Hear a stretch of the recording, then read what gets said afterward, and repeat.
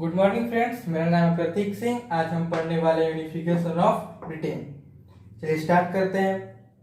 Unification of Britain पढ़ने से पहले ब्रिटेन के बारे में कुछ जान लेते हैं, ठीक है। तो ब्रिटेन का जो फॉर्मेशन हुआ वो रिवोल्ट के चलते नहीं हुआ, ठीक है। जैसे इंडिया 1947 में आज़ाद हुआ था, उससे पहले 1857 का रिवोल्ट, 1856 में संथाल रिवोल्ट, फिर से वावी रिवोल्ट, मुंडा रिवोल्ट, बहुत सारे रिवोल्ट हुए थे। लेकिन ब्रिटेन का फॉर्मेशन हुआ रिवोल्ट के थ्रू नहीं हुआ। जैसे इटली का भी रिवोल्ट के थ्रू हुआ था, जर्मनी का भी रिवोल्ट के थ्रू हुआ था। तो ये जो फॉर्मेशन ब्रिटेन का बहुत लंबी प्रक्रिया थी, ठीक है। 18th सेंचुरी से पहले कोई ब्रिटिश नेशन नहीं था। जो वहाँ पे इंग्लैंड पे था, इतनी वेरिएशन थी, बहुत इतनी वेरिएशन थी। इतनी वेरिएशन मीन्स लोगों के बीच variation on the basis of culture, tradition, social, language, dresses और बहुत चीज, किसी भी बेसिस पे लोगों के बीच अगर वेरिएशन हो, डिफरेंस हो, तो उसे हम इतनी वेरिएशन कहते हैं। जैसे बेल्जियम में इतनी वेरिएशन था, श्रीलंका में Sinhali spoken people, Tamil spoken people, variation था लैंग्वेज बेसिस पे। तो वैसे ही इंग्लैंड में भी वेरिएशन था। वहाँ पे 4, ठीक है, 4 थे। इंग्लैंड इंग्लिश लोग रहते थे, स्कॉटिश लोग, वेल्स लोग प्लस आयरिश लोग, ठीक है। और इन सब का अपना अपना culture, tradition, language, wearing dress अलग अलग, सबका अलग अलग था, ठीक है। बहुत इतने वेरिएशन था 18th सेंचुरी में इंग्लैंड में, ठीक है।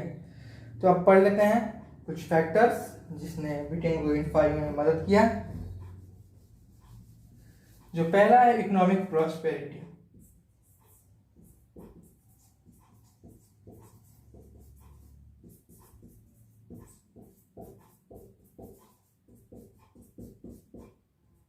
इकोनॉमिक प्रॉस्पेरिटी जो पहला है इंडस्ट्रियल रेवोल्यूशन हुआ, सबसे पहले इंग्लैंड में हुआ। और इस इंडस्ट्रियल रेवोल्यूशन के चलते इंग्लैंड का जो इकोनॉमिक ग्रोथ किया, इंग्लैंड की कंट्री में पैसे आए, तो उन पैसों की मदद से वो व्यापार करने लगे, ठीक है। और व्यापार, ट्रेड एंड वेल्थ, पैसों की मदद से, with the help of trade and wealth, it standard it influence over other island countries, ठीक है। तो पैसे और ट्रेड की मदद से उसने जो अदर आइलैंड कंट्री, इंग्लैंड के बगल में जो कंट्रीज थी, उस पर अपना इन्फ्लुएंस जमाना स्टार्ट कर दिया है, ठीक है जी। उसके बाद जो सेकेंड पॉइंट है वो आता है act of union.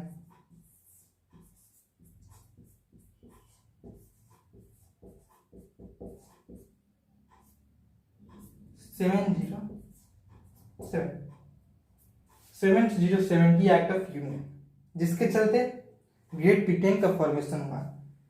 Great Britain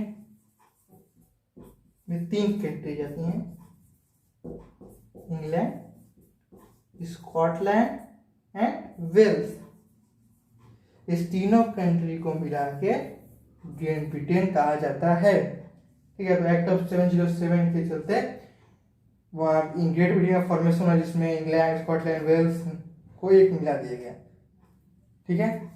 और फिर इंग्लिश लोगों ने, इसका मतलब इंग्लिश लोग अपना इन्फ्लुएंस जमा सकते थे, ठीक है। ट्रेड कर सकते थे सिटी में, स्कॉटलैंड, वेल्स में रह सकते थे वहाँ पे, ठीक है। अपना कल्चर, ट्रेडिशन, लैंग्वेज कुछ भी कर सकते थे, अपना कानून ला सकते थे स्कॉटलैंड में, वेल्स में।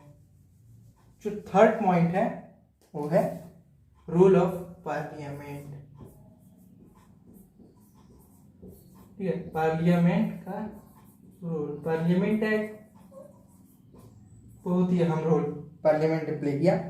पार्लियामेंट ने 1688 में पावर को सीज कर लिया मोनार्की से, ठीक है। पावर को जब्त कर लिया मोनार्की से 1688 में। सीज करने के बाद, ठीक है, वहाँ पे जो पार्लियामेंट है, इंग्लिश पार्लियामेंट, उसमें जो मेजोरिटी थी इंग्लिश मेंबर की थी, ठीक है। इंग्लिश मेंबर मेजोरिटी में थे। उसके बाद स्कॉटिश में कम थे, उससे कम आयरिश में, उससे कम वेल्स मेंबर थे, उससे कम आयरिश मेंबर थे। तो मेजोरिटी के चलते इंग्लिश मेंबर्स ने अपना इन्फ्लुएंस और भी लोगों पे जताना स्टार्ट कर दिया। स्कॉटलैंड को, स्कॉटिश लोग को अपना उनका नेशनल लैंग्वेज, गैलिक लैंग्वेज था, उसको बोलने से मना कर दिया। उन्होंने आयरिश स्कॉटिश लोगों को कहा कि आप अपना नेशनल ड्रेस नहीं पहन सकते, और भी बहुत, ठीक है, उसने, और ठीक है, उसने धर्म में भी वो करना स्टार्ट कर दिया गया इंग्लैंड, और एक भारी संख्या में स्कॉटिश लोगों को अपना घर छोड़ के जाना पड़ा। ठीक है, अब घर छोड़ के भगाने लगे, भागो यहाँ से, स्कॉटिश लोगों को, वेल्स लोगों को, आयरिश लोगों को। ठीक है, तो ये पार्लियामेंट का एक अहम रोल रहा ब्रिटेन के फॉर्मेशन में। तो चौथा पॉइंट है वो है इनकॉर्पोरेशन ऑफ आयरलैंड। ठीक है,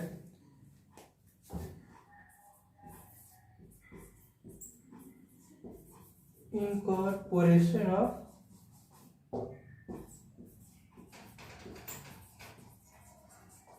आयरलैंड। आयरलैंड का इनकॉर्पोरेशन मीन्स आयरलैंड को भी मिला दिया गया ग्रेट ब्रिटेन में। ठीक है, कैसे मिलाएगा? तो जैसे कि जैन धर्म 2 सेक्ट्स में डिवाइड है, श्वेतांबर दिगंबर, बौद्ध धर्म 2 सेक्ट्स में, हीनयान महायान। उस समय 18वीं सेंचुरी के दौरान क्रिश्चियनिटी भी डिवाइड थी 2 सेक्ट्स में, कैथोलिक्स एंड प्रोटेस्टेंट। ठीक है, जो इंग्लैंड था उसमें प्रोटेस्टेंट की मेजोरिटी थी। ध्यान सुनिएगा, इंग्लैंड में प्रोटेस्टेंट्स की मेजोरिटी थी, बट आयरलैंड में कैथोलिक्स की मेजोरिटी थी। तो जो प्रोटेस्टेंट थे वो काफ़ी हाई फाई थे, अमीर होते थे। तो इंग्लैंड के जो प्रोटेस्टेंट थे उन्होंने आयरलैंड के प्रोटेस्टेंट्स को, आयरलैंड के प्रोटेस्टेंट माइनॉरिटी में थे, ठीक है, अल्पसंख्यक थे। तो इंग्लैंड के जो मेजोरिटी प्रोटेस्टेंट थे उन्होंने सपोर्ट करना चालू कर दिया कि आयरलैंड के प्रोटेस्टेंट को। ठीक है, उन्होंने अपना पैसा, आर्मी देना स्टार्ट कर दिया गया और कहा कि आप इन्फ्लुएंस कीजिए, ठीक है, अपना कब्जा जमाइए, स्टार्ट कीजिए कैथोलिक्स के ऊपर। कैथोलिक्स के ऊपर जम गया, तो यानी आयरलैंड के ऊपर जम गया, क्योंकि कैथोलिक्स मेजोरिटी में थे आयरलैंड में। ठीक है, तो उसके चलते वहाँ पे कैथोलिक्स के प्रोटेस्टेंट माइनॉरिटी में थे, लेकिन अपना इन्फ्लुएंस जमाना स्टार्ट कर दिया गया। जगह उनके घर को निकाल दिया गया, उनकी नौकरी से निकाल दिया गया। ठीक है, बहुत चीज़ की गई, जिसके चलते कैथोलिक्स ने रिवोल्ट किया। उसमें से सबसे अव्वल नाम आता है वोल्फटोन का। ठीक है, वोल्फटोन ने रिवोल्ट किया, लेकिन उसको सप्रेस कर दिया गया। उसके बाद एक्ट ऑफ यूनियन लाई गई।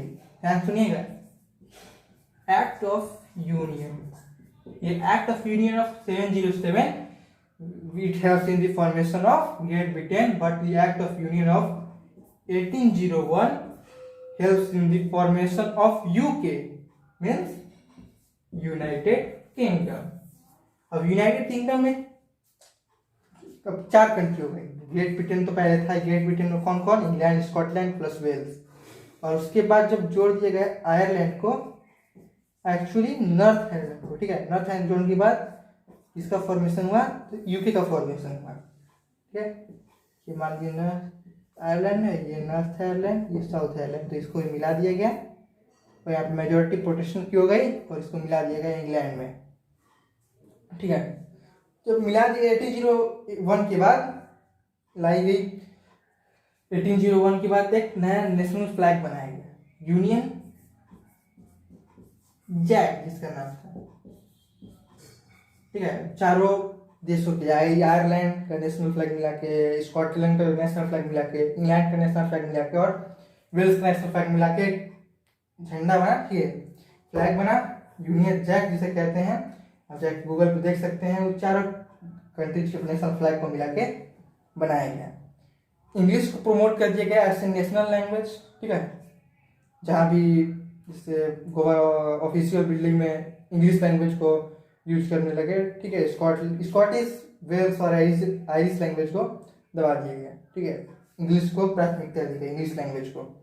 और एक नया नेशनल एंथम बना, God save our noble king. ठीक है, तो इसके चलते, इन सारे फैक्टर्स के चलते ब्रिटेन का फॉर्मेशन हुआ। बस यही था unification of Britain. Next video में हम पढ़ेंगे नेशनलिज्म एंड इंपीरियलिज्म, राष्ट्रवाद और साम्राज्यवाद।